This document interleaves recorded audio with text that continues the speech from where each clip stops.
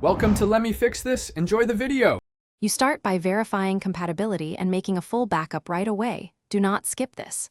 Once done, physically install the SSD into the M.2 slot or a SATA bay, connect power and data cables, and boot into your OS. Make sure to initialize the drive in Disk Management as GPT for UEFI systems and create a primary NTFS partition. You'll need this prepared target for cloning. After that, close unnecessary apps and download your chosen cloning tool so you can begin the transfer. You now perform the clone. Launch a trusted cloning utility and select the current boot disk as source and the new SSD as destination.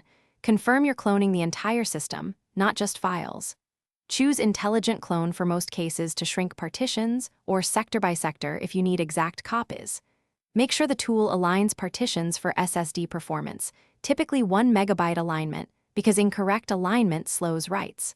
While cloning, avoid power interruptions and close heavy apps. Wait until the software reports a successful. You finish by changing the boot order. Enter UEFI/BIOS and set the new SSD as the first boot device.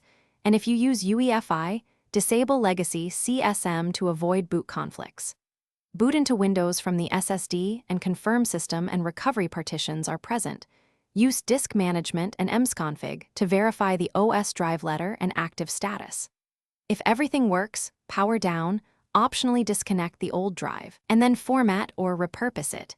If Windows won't boot, recheck SATA mode, OSI, boot entries, or restore from your system image. Thanks for watching. If you found this helpful, don't forget to like and subscribe.